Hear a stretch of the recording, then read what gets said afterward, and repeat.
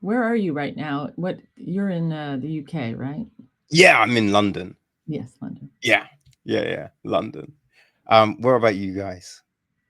I'm in Pacific Palisades, California, Southern California. And I'm just a little bit north of Christine in Calabasas, California. Nice. The sunshine state, right? It has Oh, been beautiful, yeah. yeah. It's been 100 degrees out here, so Oh, that's ridiculous. I would yeah. melt. I would die. Yeah. Yeah. Okay, people. So I have the pleasure of speaking with Angela Stern and Christine Nyhart Kaplan. They've got a new film coming out, Because We're Family. Hey, ladies, thank you so much for stopping by for a conversation. I really appreciate that. Oh, well, thank you for having us. Yes, thank you. Hey, when AJ hits me up, I know that's cool, right? AJ is, you know what I mean? She's the GOAT at this. So it's just like, you know what I mean? She knows quality films and she's never let me down until now. No. Like, you know what I mean? No, that trend has not stopped with this one. That's awesome. I'm sweating. Now I'm sweating. No. I know. Hey, it's lucky. I'm basically blind, so I can't even see. So you're all good. Works in our favor for sure. No filter. Yeah. Yes. So this was your, well, I think this is interesting, right? This is your feature directorial debut, right? Which is always an interesting one. Mm-hmm. But it's also based on a play that Angela wrote. Correct. Yeah. Right. So yeah, that's like coming from, doing the play, did that give you the confidence to do this as a film? Right? Or yeah. was it just you really felt that this was the time to make a film and it just kind of so happened that, hey, let's do Mama's Eggnog? I think that it kind of was both of those things. I think it was always a film in my mind, even before it was a play. Right. And so those two scripts kind of were coming up together concurrently. The play, we decided to go ahead and roll the dice as kind of a testing ground for the story itself to see what we could do. We had success with it in the Samuel Frenchoff Off-Broadway Short Play Festival with a little portion of it. And then we rolled it into the full production and took it around we went to Edinburgh at the Fringe Festival and did nice.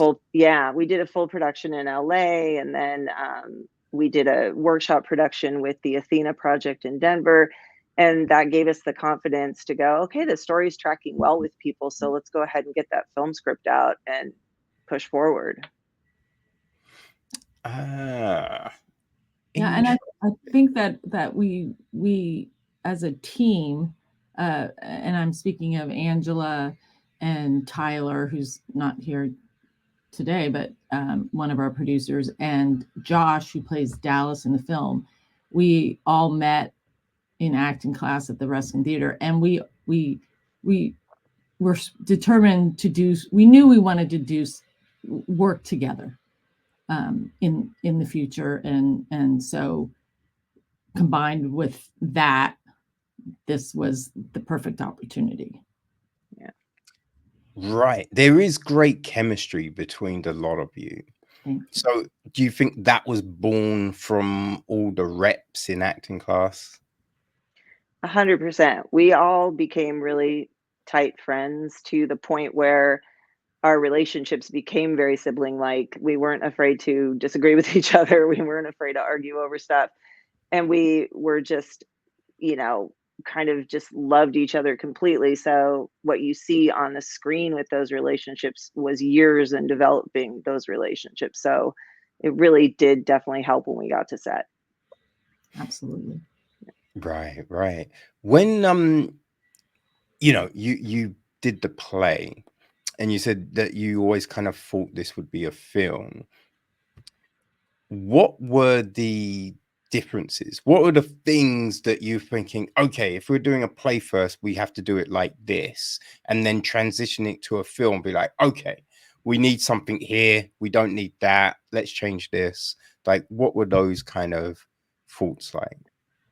There's a lot of those things. I mean, a play obviously is going to rest more on dialogue. So the audience is going to get information, probably a little bit more information about the characters through what we say during the play. The kids were not in the play. We referred to them, but they were always off stage.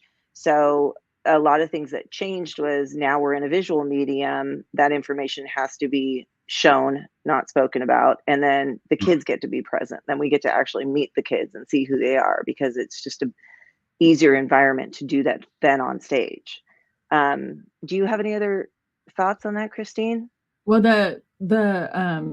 so obviously the play was set in one, in the living room basically. So expanding from that, but also there was the dream sequence. We did have a couple scenes that were in the play that had to be cut for the film that worked on stage, but wouldn't translate onto film, and so we did go through a lot of rewrites, and I mean it was trying to make it more visual. That was a challenge for us, I think, but we had the help of our producer Alyssa Rowenbeck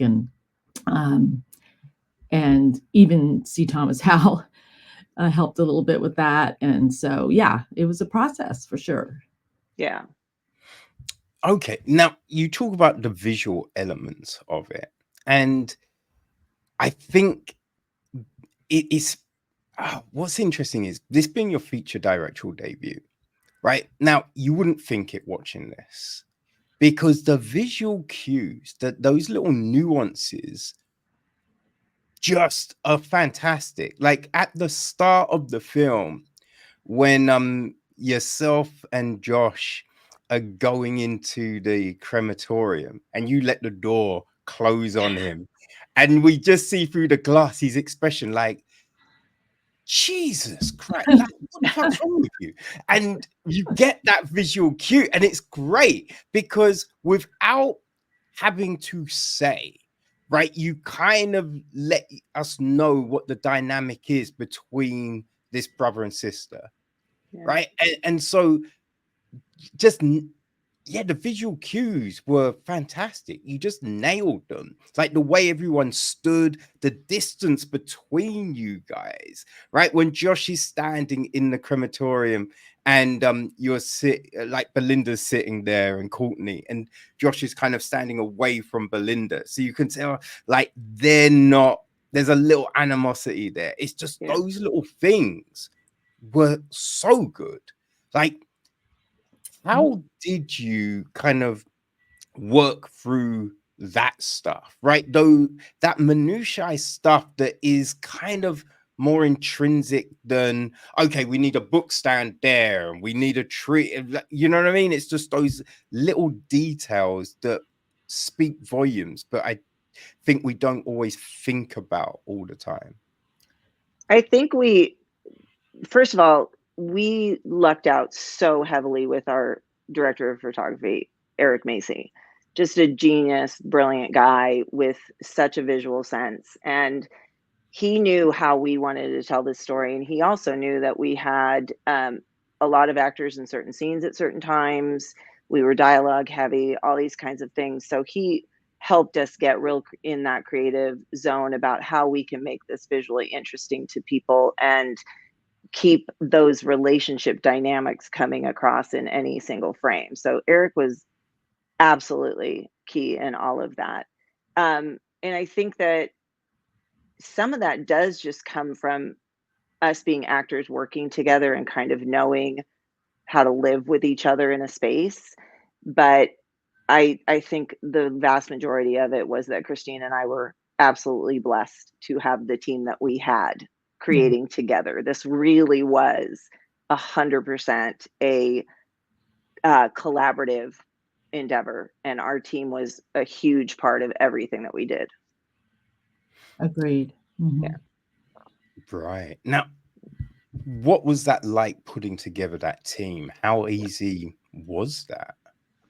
I'll let you take that one. Well, we first were lucky enough to meet Alyssa Roenbeck, and she's a producer slash AD that works out of Portland, mainly out of Portland. She's kind of a nomad, but she once we met her, she had relationships because it being our first film, we hadn't developed those relationships, and especially not in Portland. We live in LA. So it started with that. But with that said, we had a director of photography that fell out days before the film started shooting, or a week, something. It was very close. It was like a week, yeah. And so we had many panic moments, and we also hadn't, so that it was like fate that Eric came along, and Alyssa had worked with Eric prior, and we feel like that was actually a lucky, with all the bad stuff comes good stuff. One door shuts, another opens. It was, that's how we feel. And then we cast C. Thomas Howell days before we started filming as well. So with an indie film and a low budget, it's all coming together minutes before we shoot, I swear. Yeah. And a lot of our crew too works in Portland consistently, but a lot of them were working on like TV or other things. And when the opportunity to do a narrative came along, they were all like, oh, I really want to work on a narrative. And they jumped in because they liked the script. And honestly, I've never seen a team of people like work harder, longer, more loving, more with care. It was like the most just beautiful set you've ever been on. Yeah, I agree. That's good. I mean, it is one of those things that I do hear a fair bit, that someone drops out at the last minute, and it's just, oh man, like I've definitely been in situations like organizing events and running projects, and things fall apart at the last minute. So then you're just like, okay, contingency plan, right? But it's, oh man, you just feel yourself aging in those minutes, right? It's crazy. But I think what is always telling is the fact that there's times when those kind of things can shut everything down. Yeah. Right. But you were able to pivot. Like, do you think that came from like the short films that you've worked on, or have there been other things that have given you those skills, those abilities to be able to like keep pushing through? I'm going to be honest for myself, since this was really one of my first experiences on film and acting on film. It was for me, I almost feel like ignorance is bliss. Not having those things, not experience, almost made it less scary or less. I just had to deal with it as it came, and with help of our team. But we had a lot of moments where we didn't get a permit in time. There was it was such a learning experience. But honestly, I think for me it was sort of not knowing that gave me the courage.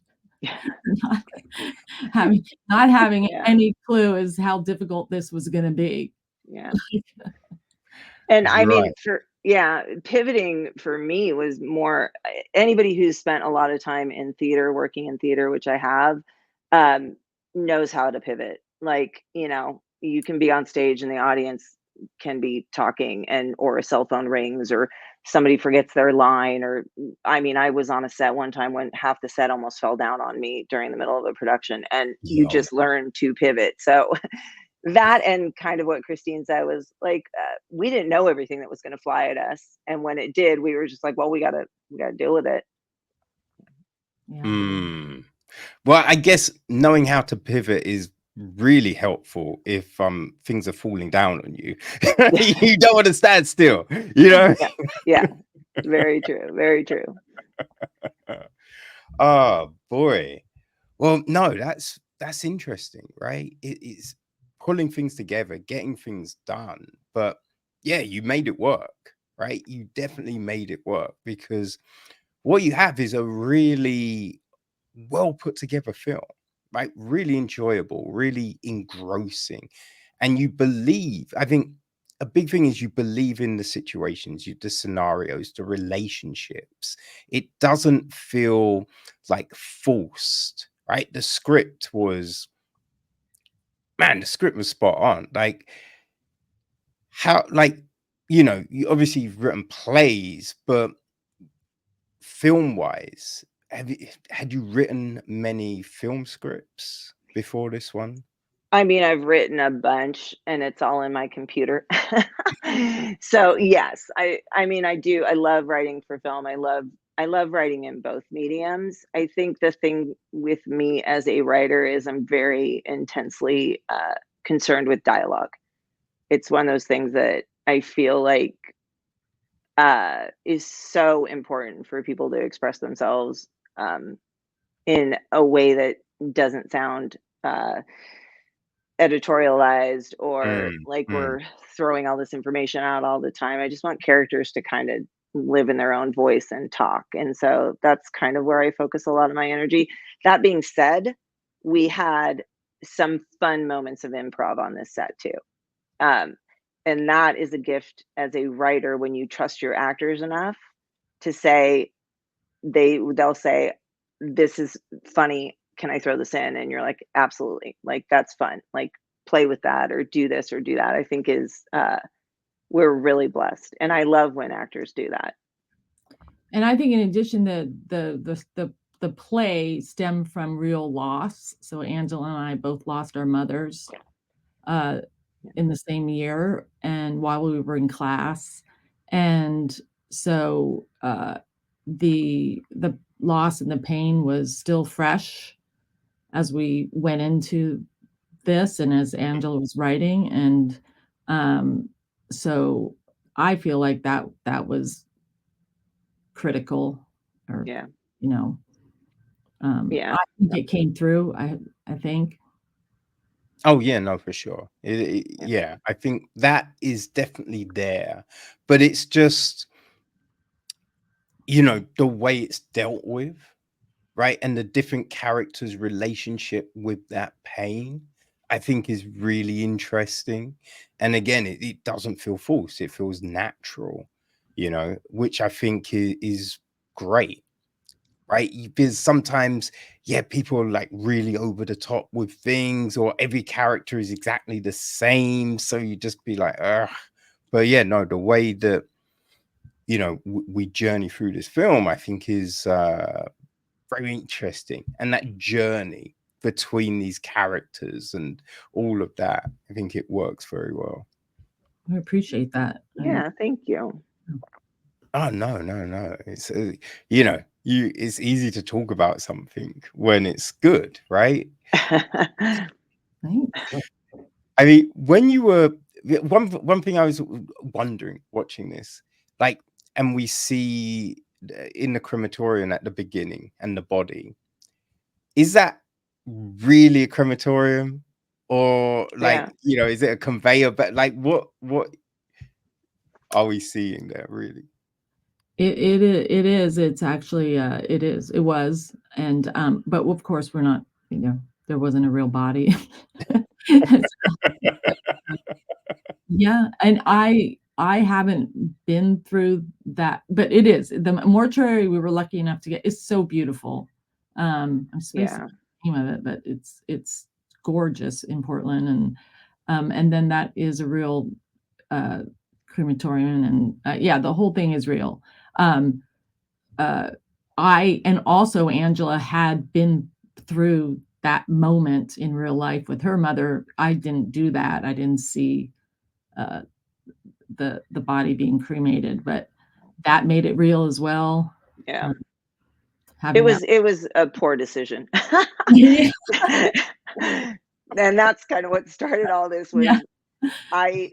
when my mom passed away, my siblings they all live in the same 5-mile radius and I don't. And so she passed away at my sister's house in her sleep, and they all were with her body and all that, and I felt terrible. So I said, so the mortuary said, you can witness her cremation, and I was like, okay, I'll be there for her as she transitions. And thought, this is what I'm going to do for my mom. And then I get in the room and it starts and I flipped out. It just was not pretty. You don't want to do that. But then again, in a lot of cultures, it's very common for them to witness a cremation, and it's the whole entire family will gather and pray and send that person off. I'm just not that strong. Yeah. Well, yeah, the Norse would put their dead in the boats and set it on fire, and everyone would, watch and celebrate that passing. Yeah. So, okay, the Belinda character is very much, I mean, maybe not all of it, but some of it does kind of relate to what you experienced. Yeah, a lot. But I think when you write about things that have a basis in reality, personally, you take that one element that's going to work for the narrative and you kind of blow that up. And I think so she's got parts of me, but I think that character became this person that really, really wants to be free and wander the globe and be a free spirit, but really just deep down inside can't, because she's so anchored to her family and to her trauma and her life.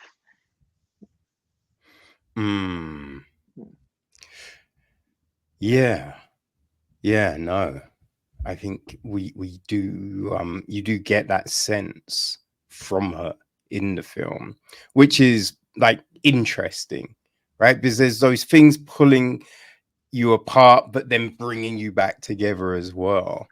Yeah. So, was there a reason Portland was the destination for this? Yeah. Christine, you want to answer that? Thinking we would be shooting in Ashland, but we were, we felt like basically the beauty and the surroundings and the sort of also the gloominess that Portland can give, especially in January when we shot with the trees, barren, no leaves on the trees, and it's got a sort of a dark feel to it, even though it's so beautiful. So we were drawn to that, and the tax rebate. Yeah. So, and Alyssa having worked out of Portland and having a lot of connections, there was definitely a lot of, and I grew up in Portland. Right. Okay. I really wanted to go back to my hometown and have that experience. So yeah, there was a lot of reasons. Yeah. Okay. Right. Like, what did you think would be some of the hardest challenges of making this first film, and what actually turned out to be the real challenges? There were a lot. Anybody who's ever made an indie film knows that you have to stretch your budget. You have to make this film look a certain way, but you have to respect, what your funding is. So I would say budget is always a huge challenge in making any film. I think I touched on it earlier, was how do we navigate the scenes where there's a lot of people talking in one room, and how do we move around and make that interesting so it's it plays well to the audience. That was a big one for me. What do you think? I would, definitely the budget and what it means as far as navigating, like Angela said, getting everyone in the scene without it being days worth of shooting one scene. We had to do it quickly. And again, thanks to Eric Macy, and we were able to do that. And Christopher Alley, our lighting, he did this incredible job with lighting. But it definitely budget. and not having necessarily fleshed out people in all departments. Like there's some departments that we were just covering, so if you're looking at the art department, you're looking at it. You're looking at prop, wardrobe. Yeah, so that was a huge one too. Yeah. Okay, so how did you balance everything? Like, how did you kind of find that, being the first film, the first big production, having to juggle a lot of this stuff? I mean, it was definitely difficult. We were exhausted during the shoot as much as it was. We look back and reflect and think, we can't wait to do it again because it was amazing. It was also grueling, and we were exhausted, and to act and have to also, pull together the props and everything. It was, how do we balance it? I mean, it's a miracle. It is. But it was such a labor of love. I think like every minute, even when it was grueling, we were all so excited to be there and wanted to get it right. Like there wasn't a person on that set that didn't want to put 100% of their effort in and get it right. So somehow in the chaos and the difficulty, the exhilaration of actually being able to do this just was the number one factor. Yeah. When you were like working out wardrobes, like did you kind of have to, for each character, like in their Bible, as it were, like kind of break down, okay, so this character, they're kind of autumnal colors, they'd wear these kind of things? Or was it more of a, going around looking at clothes and going, I think that works? I think we had a feel for the characters before we did a lot of the wardrobe before we went up to Portland, down in LA, and we knew, so we worked a lot of that out. We used a lot of our own clothing. We even went to Goodwill, but I think we did a pretty good job of fleshing out the characters. Belinda was the hardest, I think. Yeah. And the one, it was a learning experience. Like we didn't have the time to do test shoots, and so sometimes we feel like, oh shoot, we should have had her in a different color based on the color of the wall behind her. And so we felt like we learned a lot, like we would do it better next time. But I think overall we did a pretty good job. It's definitely, we try to get the characters right. And Mitchell, being a mortician, we threw a lot of black. Yeah. I don't know. What do you think, Angela? I mean, I think Christine spent a lot of time online shopping down here prior to going up there. She was really instrumental in getting a look for Dallas specifically, and just imagining some of these things. It was not the easiest part of the job, especially with the women. I mean, especially with Belinda's character, because let's face it, she's kind of all over the place. So yeah, but it was I think it worked out pretty well. I think people I think the characters each look, like individuals with their own sense of style. Yeah.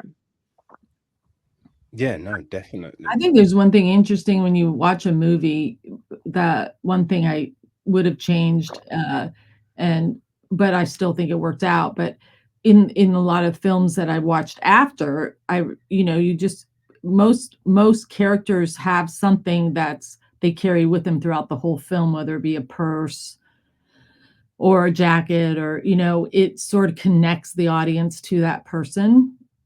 And maybe Belinda's would be her fuzzy coat. I don't know, but I think that's sort of something that's uh, important for wardrobe that I wasn't quite aware of going in. So maybe I would tweak a little, but so it was a learning experience. But yeah, you need to connect and having that character in something that whatever is the same, that somehow connects the audience to the character. We did it. We accomplished it a little, but maybe I would have stepped it up a little. Yeah, more. Yeah. Okay, I see what you're saying with that, but I kind of feel it's one of those things, right, where it is something that people do, right? And you can imagine in film school that might be something that you're told, be like, look, this is the best way to do, blah blah blah. But it like with any rule, it can be broken. And Yeah. I think when you've got a good story, you have engaging characters, those little things don't matter as much. Right. You know what I mean? Because the audience is with these people, right? They've got a feeling for this person. So you don't need like a device because you're already with them. You're already engaged, you know? Yeah. Maybe that's again where ignorance is bliss came in. We were just we're using instinct. No book, no rule book, just instinct. Yeah. Yeah, I do think that sometimes is a really great approach, because when you know too much, you can get bogged down, be like, oh, okay, so I've been told I should start like this. Oh, yeah, so we're gonna have to change that. And we haven't got that bit and we need that. You know what I mean? And you can get tied in and it can muddle everything up when you had a great idea, a great concept without any of those supposed rules, you know? Yeah. I'm a big fan of breaking the rules. A big fan. I'm the in the box person. Angela's the out of the. We always joke about that, Yeah. So we're always a little bit of a tug of war about that. Yeah. But we have to land on the sides of the box sometimes. To kind of compromise. Yes, indeed. What were your inspirations? Like, I mean, actually, let's not say that. Like, growing up, right? What were the kind of films and stories that you gravitated towards? That's a good question. I mean, this is going to sound so silly, but probably the biggest television show or any kind of film or anything that shaped my life was I Love Lucy, hands down, bar none. Because it was constantly on in my house. My mom always had it on repeat. Like whenever it would air, we're gonna watch I Love Lucy. And there was something about her power as a woman that always just made me so inspired. Like, she's the first woman that ran a major studio. She was completely in charge and knew exactly what she wanted and wasn't just the funny lady on screen. She was the powerhouse behind a lot of that. So I would have to say that's one of the biggest inspirations I've ever had. And then other movies, I'm always drawn to things that are character driven. Always drawn to character driven movies. Like Brokeback Mountain's one of my favorite movies. Dangerous Liaisons is one of my favorite movies, just because we're really watching these characters and these relationships. I wish I remembered the name of this film, but I remember as a little girl, my dad was an alcoholic, and I remember watching a film with Dick Van Dyke, and I know no one's ever heard of it. I don't know what happened to it, but it exists, and it had one of the music, the score included the Beatles song "Yesterday," and is that what it's called? Is that the title of the film? Yesterday. Yeah. Yeah. And I remember as a little girl, like loving that film because it allowed me to understand my own feelings and relate to something. And I think that I love films that give you that opportunity,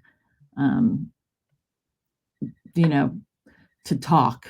One of the reasons I was drawn to Angela's script and play and that the whole story is that I really feel like it brings up it allows you to converse. Everyone has something that they can relate to, whether it's loss or the sibling rivalry, blah, blah, blah.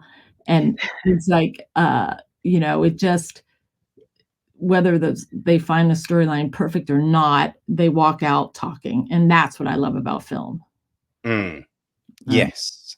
No, that is always like the great thing and the most irritating thing about watching films, right? Because I think when you go to press screenings, a lot of time everyone just leaves.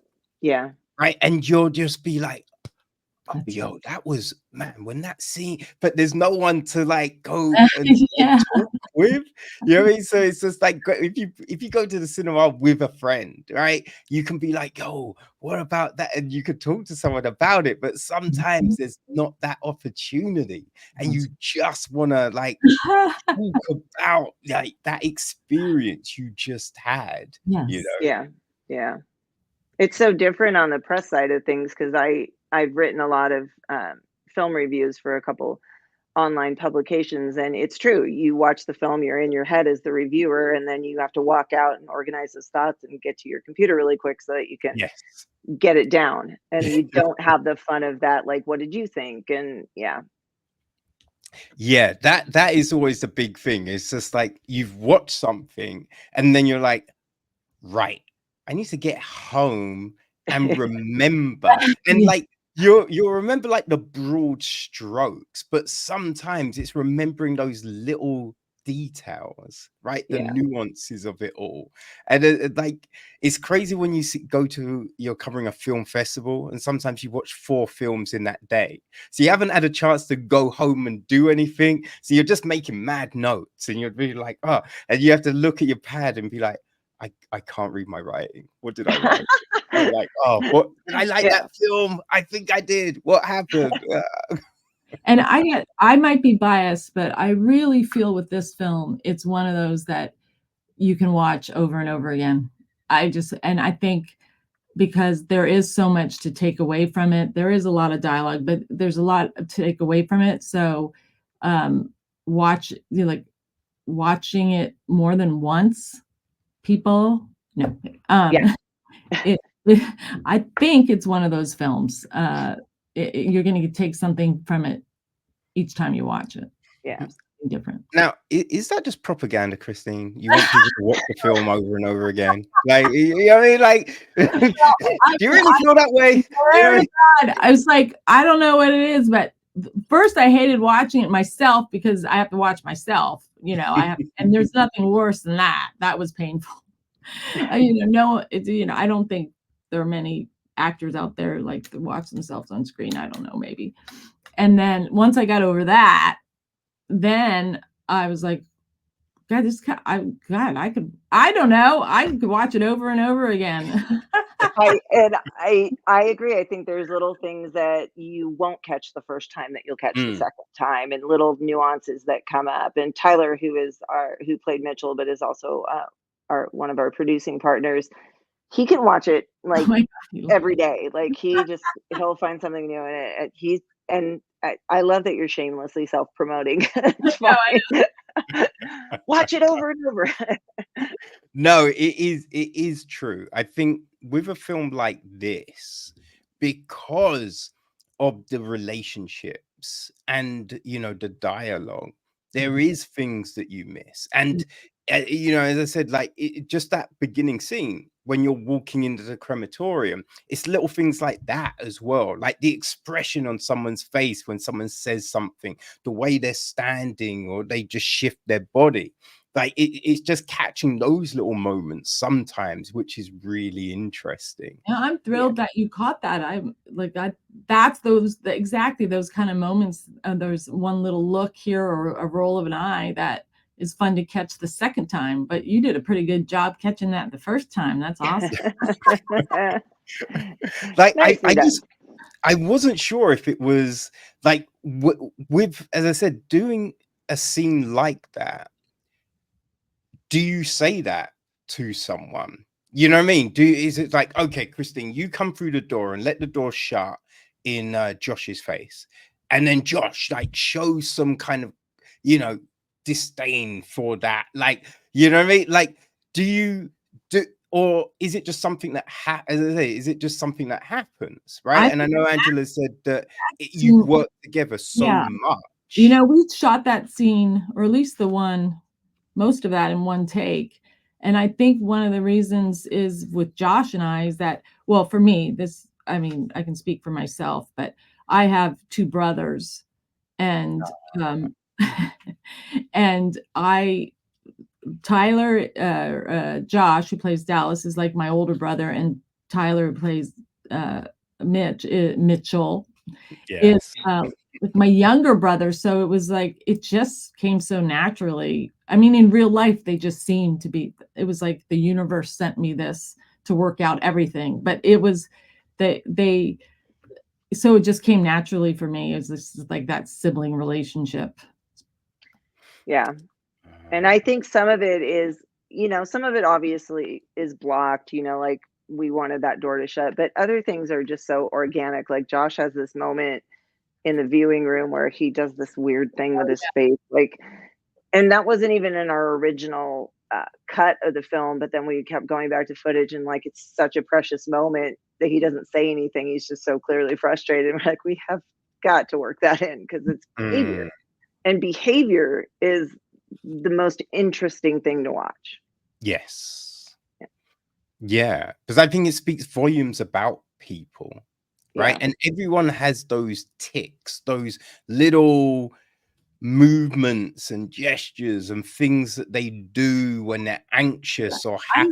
Where there's a moment in the viewing room, in the waiting room, and then we're called out to go to the viewing room, and he does this little move, Dallas, where he just goes like to Courtney. Courtney. He's like, just go. Like, he does this little hand move. It's such a dick move. and it's just so something my brother would do to me. I'm like, so I love that little. He's great at that kind of thing. He really is. Yeah, I thought that stuff worked as well, because when you think that you're in this really hot place, right? It's a crematorium, so you've got this grief as well. So all of those, it just seemed to be perfect, right? It really just seemed to really get that situation so well. And that was the interesting thing, and why I love to have these conversations, because you can talk about it and be like, yo, was that planned? Was that in the script? Or was that just ad lib, because it's just, when something just works that well, you're just like, yo, that's crazy that they just nailed it. That's great. Yeah, that is great to hear. Again, like, all the credit for those kinds of things has to go to the skill of the actors that we were lucky enough to work with. Like Josh, Tommy, Tyler, these are all just really good actors who follow their instincts and aren't afraid to play. Like, it's a gift. We were really, really lucky. Now, was it your kids in the film? It is my kids. Yeah. How was that? How was working with them? So the two girls are my kids. So Jessica and Declan, and then Victor is an actor that we were lucky enough to find and bring on board. My kids were amazing, really, honestly. They were super on point, behaved well, and at the time they were a lot younger, and just gave me some really great performances, and it was wonderful. And Tommy specifically is amazing with children. He was so gracious to the kids. He wanted to be that touchstone for them on set. He played with them. He helped them through takes. He was really good with the kids. Yeah, he was sad to see them go. Yeah, because they only could work a certain number of days, and it was real joy to have them on set, honestly. Yeah. What was that like, navigating that aspect of things? Because again, it's your first film, right? Your first film, and then having those constraints of, okay, a child actor can only do so many hours a day, right? So many days in a shoot. So was that considered at the beginning, or did you be like, oh shit, we need to factor this in, let's reorganize the shoot? Or how did you work around all of that? I mean, I gotta hand that one off to Alyssa. Alyssa was really, our producer was really, really good about organizing the shooting schedule so that we got the key people on set within, I think we had the kids for 5 days, and she did a really great job of organizing when Tommy was coming in with when the kids were coming in, so we weren't keeping anybody too long, and that we could get all that shot within that time frame so that we could just go and do the rest of it with the core cast. But yeah, I have to say that really is Alyssa's organizational brilliance. Yeah, it was funny. We this house we stayed at, the owner of the house put out. We stayed in it was in Eastmoreland, Portland, and she put out a little. We needed trick-or-treaters for Halloween, and she put it out to the neighbors. And I walked into the room. Do you remember this? Yeah. We walked downstairs, and there was, God, how many? The whole neighborhood had shown up. Yeah. Yeah. And I was like, how are we going to coordinate this? Oh my God. And again, Alyssa somehow managed to get them all out there in some sort of organized fashion. Yeah. Crazy. I mean, that's not surprising though, right? If you say we need kids for trick-or-treating, they're probably thinking, free candy? Yeah. Oh, we're getting sweets? I will be there. And there was no candy. Yeah, I know. Oh my God. No candy. I'm surprised they didn't take you to the trade description. You know what I mean? I know, right? Right. Yeah. I think the parents were just excited, like, oh, they're shooting a film. Maybe you'll be in it. Yeah. Yeah. Though I mean, it probably, on the cutting room floor, a lot of the trick-or-treaters, we didn't quite make it into the film. We somehow didn't anyway. So sorry. Oh dear. Like how pivotal was the time for the film?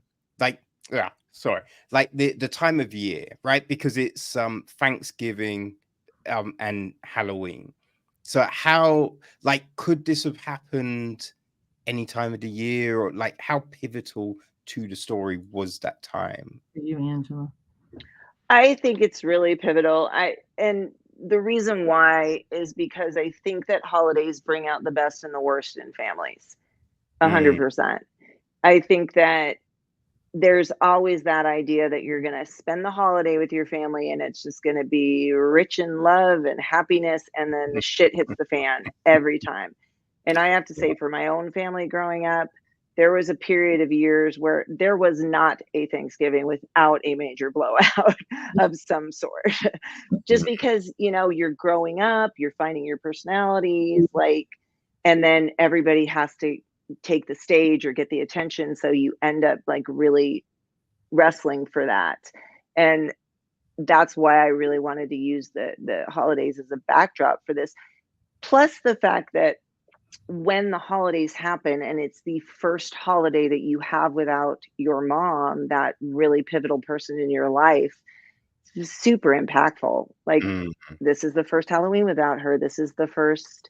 And remember, she used to do this at Halloween. And remember, she used to be this person at Thanksgiving.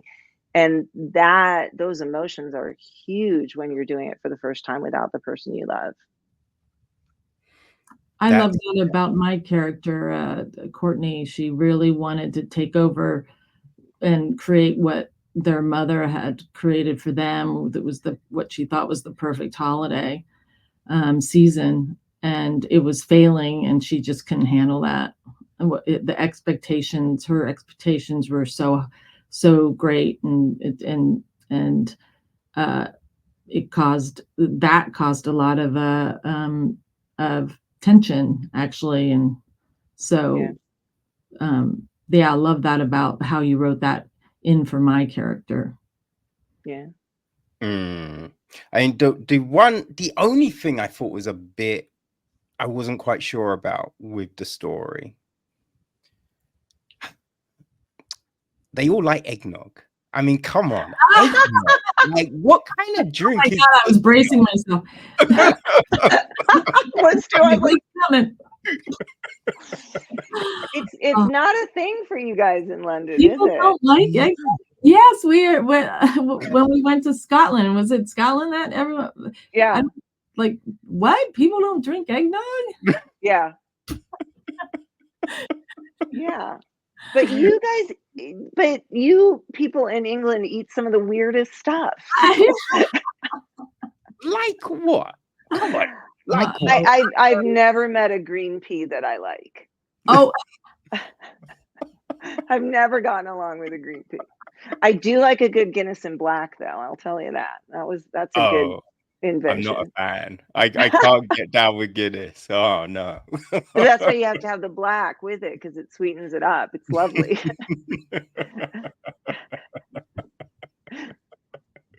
Yeah, I don't know. Like Guinness or eggnog. I think I'm just. It is probably an acquired. It is an acquired taste. That is true. Yeah. I only like eggnog with alcohol in it, just FYI. So you can get, because I always just assumed it was with alcohol, so you can get a non-alcoholic eggnog. Yeah. The holiday season, they have it in the grocery store next to the milk, and it's sort of a regular. Yeah. That. Yeah. What's the point? It's just calories. That's just calories. Yeah, the alcohol is probably the saving grace of that. You know, without it, what are we doing? You know, that's an interrogation tool right there. Totally true. Yes, it is the saving grace. Oh, that's great. Like a couple of films jumped to mind when I watched this. So there was, I struggle with the pronunciation, but is it the Meyerowitz stories? Oh, I love that. Yes, love that movie. Yeah, yeah. I always pronounce. I'm not even going to try either, because I always slaughter it. Love that film, and if you were to compare this film to that, I would be thrilled. Yeah. No, that jumped to mind when I was watching this. I just thought of that film. I mean, I love Noah Buckham. No, I'm not going to do it. I'm not helping either. Angela, he knows who he is. he knows how to pronounce his name. We can't go there. I can't believe you just let me flounder in the wind here, ladies. I don't even know. I can't. I don't so know. Bad. articulation isn't my strong point, so.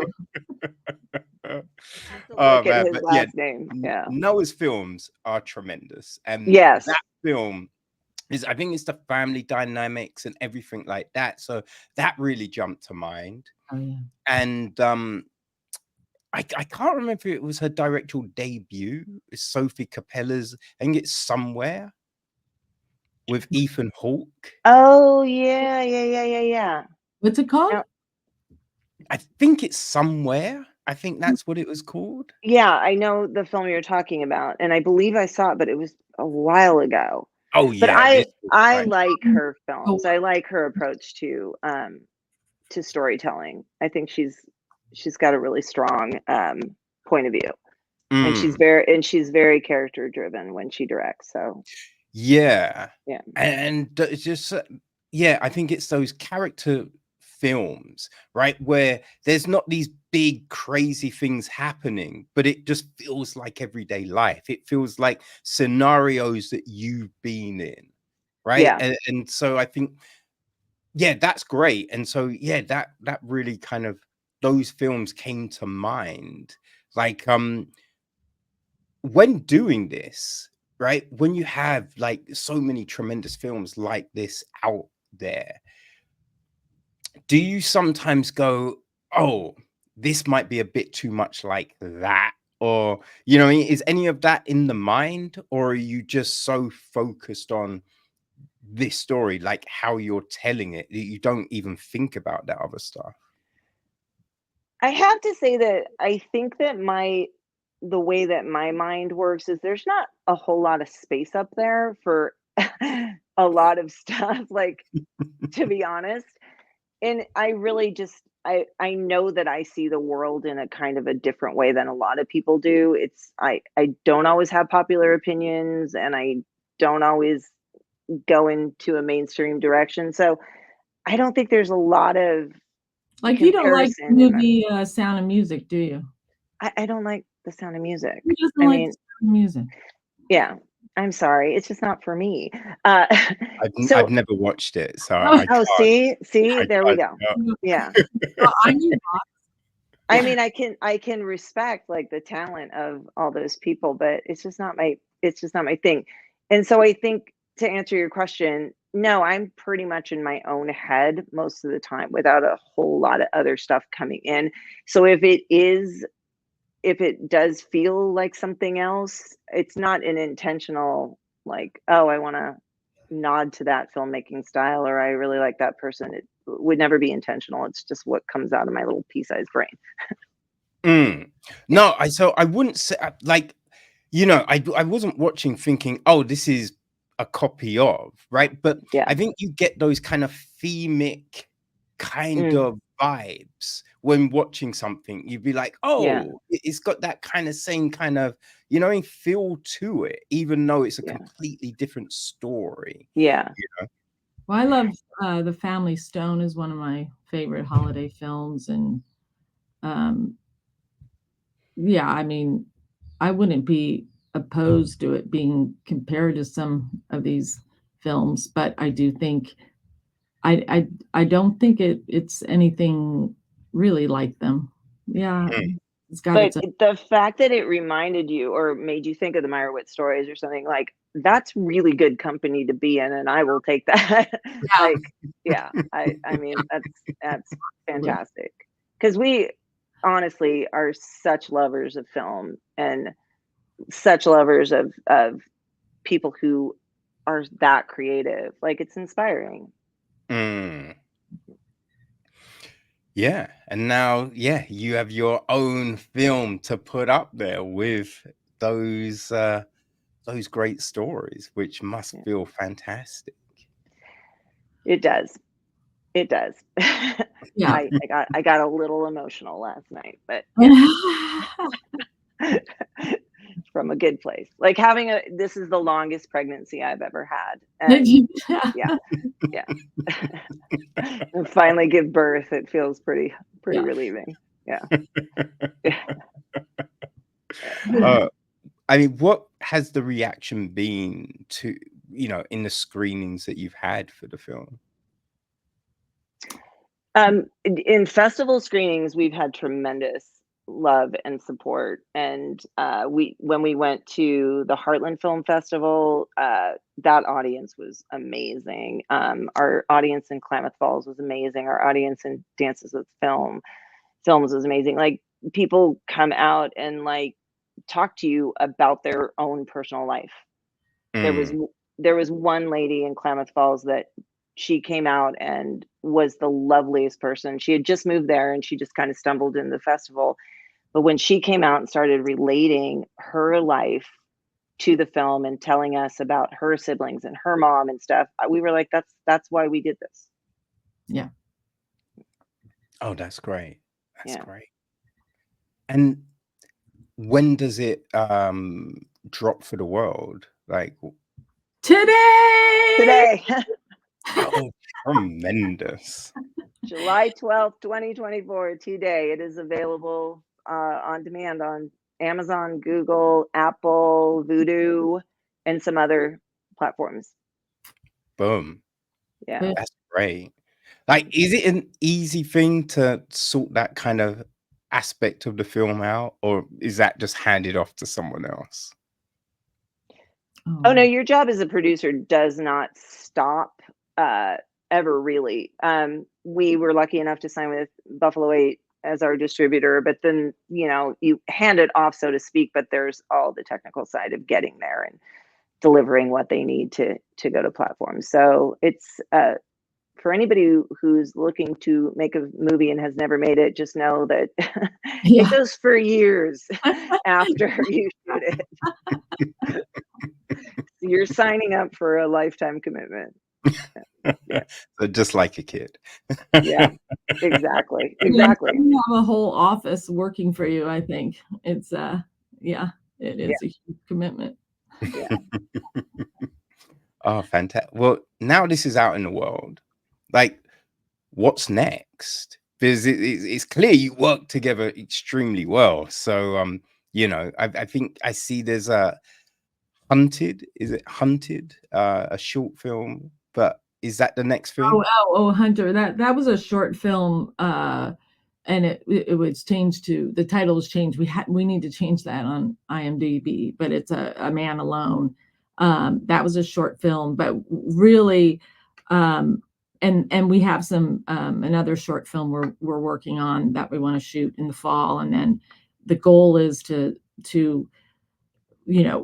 if everything were to go well, we would, and if this film were to do well and be seen, and is to raise money to make another feature in 2025 when we have a couple scripts in development for that.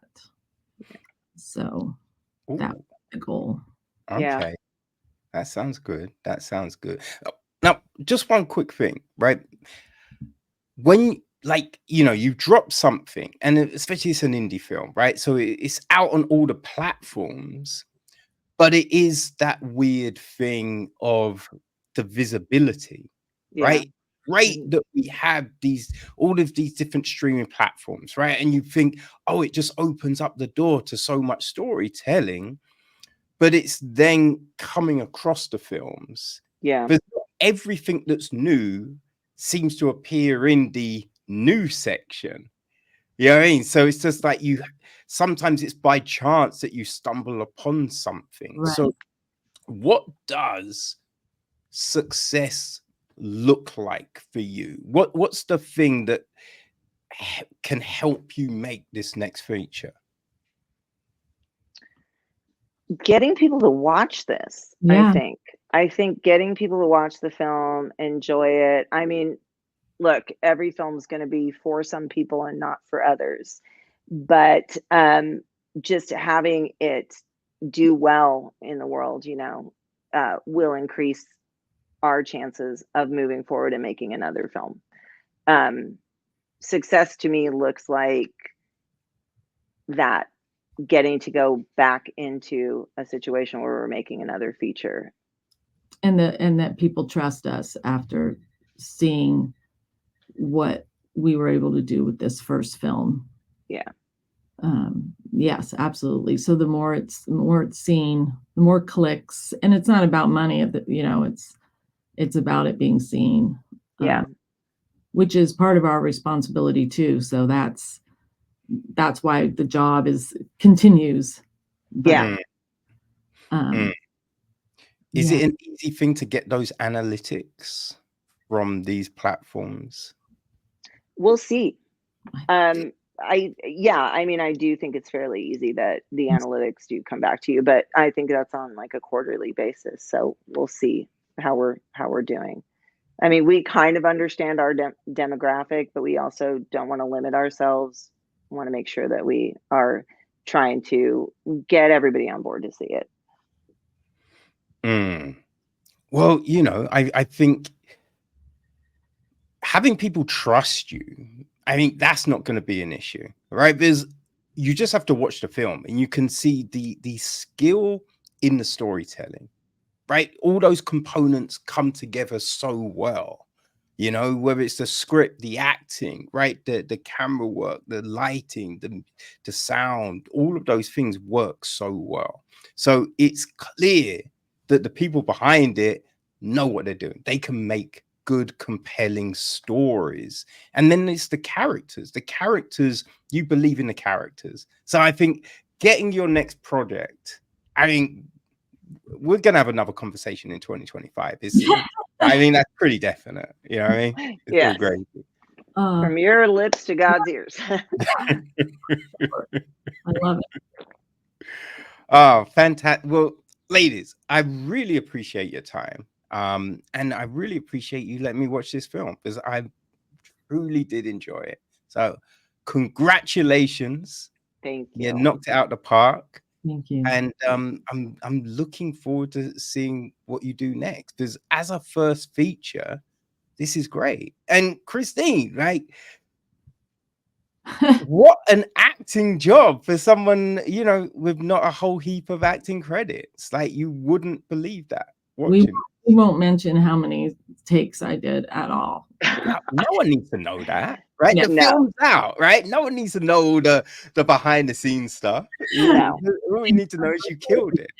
You did kill it. I knew you would. Yeah. Very proud of everybody. So you should be. It's tremendous. Fantastic job. So thank you so much. How can people keep track of everything that you're doing? You can follow us primarily on Instagram. It's just Because We're Family on Instagram. We also have a Facebook page, Because We're Family Movie. Our website is becausewe'refamilymovie.com. And we also just started our TikTok. Yeah. So you young kids come out and it's Because We're Family Movie on TikTok as well. So yes, we're like, are we too old for TikTok? No, we got to get on there. Okay, so will people be seeing you lip syncing, dancing? Like what? Oh God! What do they have to expect? Not us, but we do have a little little program going with producer Ty. We're kind of creating some content and throwing him out there because he's desperately entertaining. Yeah.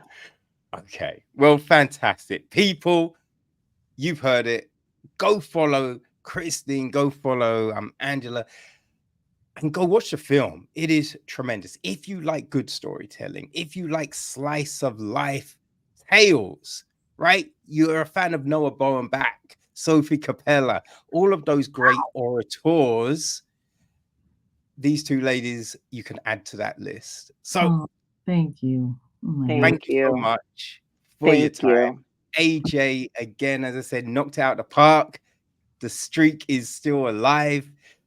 Hey, all the success, and I cannot wait to see what you do next. Neither can we. Thank you so much, Kevin. You've been delightful. We really appreciate it. Yeah. All right. No, I love this conversation. So thank you. Enjoy the rest of your days. You too. Bye-bye. All right. Take care.